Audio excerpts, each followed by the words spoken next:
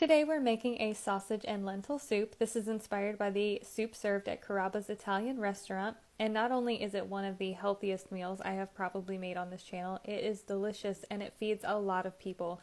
I filled up 4 bowls and had barely put a dent in the soup, so it would definitely feed between 6 to 8 or maybe even more with seconds. You will need 1 pound of dry lentils, 1 pound of sausage, some sliced deli ham, bouillon, you can use chicken or vegetable, frozen seasoning blend, a can of diced tomatoes, Italian seasoning, and optionally red pepper flakes if you want a little heat. I'd like to take a moment to introduce you all to my soup pot. She is a cast iron Dutch oven. She's quite large and she has served me well over the years. So she does have some staining in the bottom, and that's why I wanted to bring it to your attention so I don't get a bunch of comments. She's quite sensitive about comments related to her condition. This soup requires no prep work. We're just going to go ahead and get started. Over high heat, I browned and crumbled both of my logs of sausage. If you're adding in the red pepper flake, now is when you're going to do it so that it has time to activate in the sausage drippings. Add in about 1 teaspoon or so of your red pepper flake and just allow this to cook with the sausage. Then I dumped in my bag of frozen seasoning blend and mixed this in. This will help to deglaze the bottom of the pan. And just mix this for a couple of minutes, and then I used my fingers and just kind of broke up the deli ham and threw that in as well. From here I added my can of diced tomatoes undrained, my 1 pound of dry lentils, 12 cups of water, 2 tablespoons of bouillon, and 2 tablespoons of Italian seasoning. Give this all a stir, bring it up to a boil, reduce your heat to low, cover with a lid, and allow it to simmer for 1 hour. After 1 hour, check a lentil to make sure that it is cooked to your liking. Nobody likes crunchy lentils. Taste it for seasoning as well. I decided to add a little bit of salt to it, and then this is ready to serve and eat. So historically speaking, I have never really liked lentils, and I think it's because they're typically served in a curry type of seasoning, and I don't really like curry very much. But these lentils in this soup are delicious, and it's protein packed, it's vegetable packed, it's definitely one of the healthier meals I've ever made, and I think it's absolutely delicious. So if there is nothing that you try from my channel, please try this one. I'm very proud of how this soup turned out. We are kicking off day 1 of Souptober with this easy taco chili. And when I say easy, I actually mean it. All you have to do is open up cans and stir. You'll need 2 cans of no bean chili, 2 cans of beans, I used black beans and kidney beans, a can of corn, rotel, a jar of salsa, and Velveeta cheese sauce. The beauty of this recipe is that since it's dump and go, it can be made in a crock pot, stovetop, or microwave, so use what you've got. I added both cans of chili into my crock pot along with my corn, rotel, and salsa. All of those were undrained. I did drain and rinse my beans, but that's just because I'm not a fan of the thick starchy liquid that beans are sitting in, but you can leave those undrained if you prefer. Cover and cook on high for 2 hours or 4 to 6 hours on low heat. In the last 15 to 20 minutes or so, stir in your Velveeta cheese sauce packet, and that's pretty much it. That's the whole recipe. So when I say easy, you guys know that I mean it. And feel free to take this a step further and serve it with some Spanish rice. I cooked 2 bags of Nor Spanish rice, and that will increase the servings of this from 4 to easily feed 6 to 8 people. If you have the means to double this recipe, I would strongly recommend it, as I guarantee that people will want to go back for seconds on this one. I'd also like to point out that since this is Souptober and soups, stews, chilies, and chowders feed a lot of people, I'm just a 2-person household, so my fridge and freezer is about to look like a squirrel getting ready for the winter. We're on to Souptober day 2, and by far the most requested soup, to my surprise, was lasagna soup. I had to think about this one since most lasagna soups include ricotta cheese, which I couldn't buy at Dollar Tree, but then I realized if cheese ravioli worked for my lazy lasagna, then it should work for a lazy lasagna soup as well. Starting out with sausage, I browned and crumbled a pound of sausage in my soup pot over medium-high heat. For full disclosure, my Dollar Tree was out of sausage, so I actually got this at Dollar General, and here's a cost-saving tip. A pound of sausage at Dollar General was $5.25, but I was able to get 2 of these skinless links, which was a little bit less than a pound for just $4. To this I added a can of diced tomatoes undrained, followed by 4 cups of broth. You can use chicken, beef, or vegetable. I used 4 cups of water and a tablespoon of vegetable bouillon here, and a can of garlic and herb pasta sauce.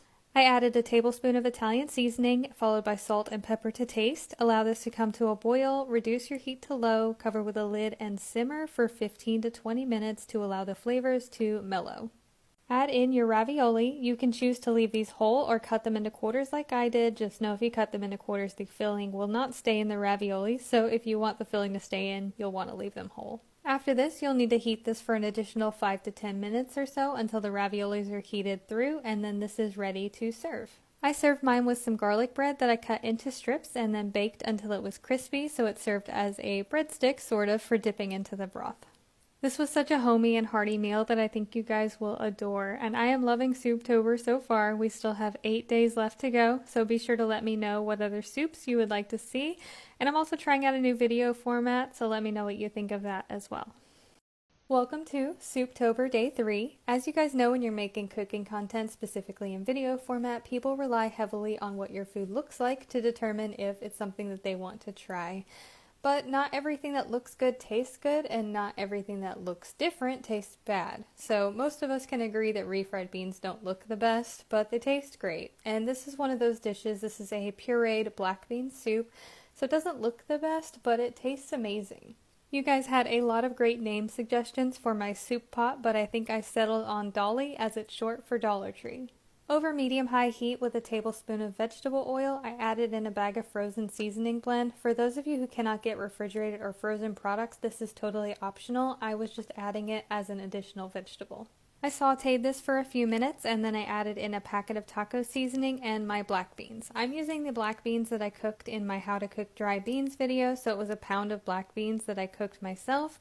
However, you can substitute this for 4 cans of drained black beans.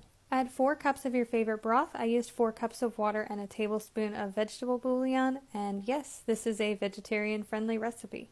I also added in a can of undrained Rotel and a jar of salsa. Give this a stir, bring it up to a boil, reduce your heat to low, cover with a lid, and allow it to simmer for 1 hour. Here's the finished soup, and you do have a couple of options. You can eat this as is, and that is totally fine, or you can go for more of a mashed or pureed texture. I set a few spoonfuls of my bean mixture aside, and then first I mashed it with a potato masher just to show you the texture of that for those of you who don't have a blender or food processor. But if you do want that smooth, pureed texture, you will need to use some sort of a blender, food processor, or in my case I used an immersion blender. The last step is to stir back in your reserved bean mixture, and then this is ready to serve. Of course, toppings are optional, but I knew if I presented you with this soup as is, I could just imagine the comments that people would leave about what it looked like, so I topped it with some shredded cheese, tortilla strips, a dollop of sour cream, and a drizzle of lime juice. I based this recipe off of several variations of Panera's black bean soup, but I put my own spin on it. This soup is delicious, it's creamy, filling, and has some heat to it, so it's a perfect fall recipe. Today we're making a loaded potato and broccoli soup. This cost just $8.75 to make and made 6 bowls total, so you could feed 4 people plus seconds for 2 of them, and all of the ingredients came from the Dollar Tree. You'll need a carton of chicken broth, a bag of frozen steak-cut French fries, a package of instant 4-cheese potatoes, a bag of frozen broccoli, a bag of frozen seasoning blend, a block of cheddar cheese, and a package of bacon. The first thing I want to do is prep the French fries. The reason I'm using these is because the last time I used them I realized they're not breaded or seasoned or even pre-fried. They're just raw cut up potatoes, which are perfect for any recipes that call for potatoes when you don't have access to fresh ones for whatever reason. They're also pre-peeled and pre-sliced, so they take a little bit of prep work out of it for those of you who are unable to spend a lot of time in the kitchen. I diced my potatoes and set them in a bowl and set aside. Next, with my frozen broccoli, I just gave everything a rough chop here. No need to be precise, you're just breaking up any large chunks, as sometimes these Dollar Tree bags have a little bit of inconsistent cuts. Next, I grated my cheese. These little blocks of cheese can be a little bit difficult to grate, so I find it easier to cut them in half and just work with 1/2 at a time. And lastly, these small packages of bacon come with 4 slices, which is perfect for a dish like this where the bacon is just a garnish. I just went ahead and chopped it up into small bits so I could fry it into bacon bits later. In a large pot over medium-high heat, I started by frying my bacon bits until they were crispy.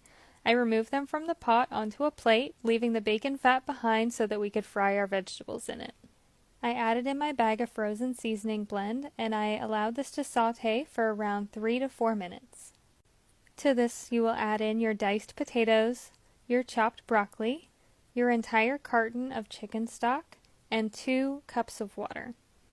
Bring this mixture to a full boil, reduce your heat to low, cover with a lid, and allow it to boil for 10 minutes. After 10 minutes, check and make sure your potatoes are done by removing a couple of potatoes from the pot and piercing them with a fork. If they fall apart relatively easily, then they are done.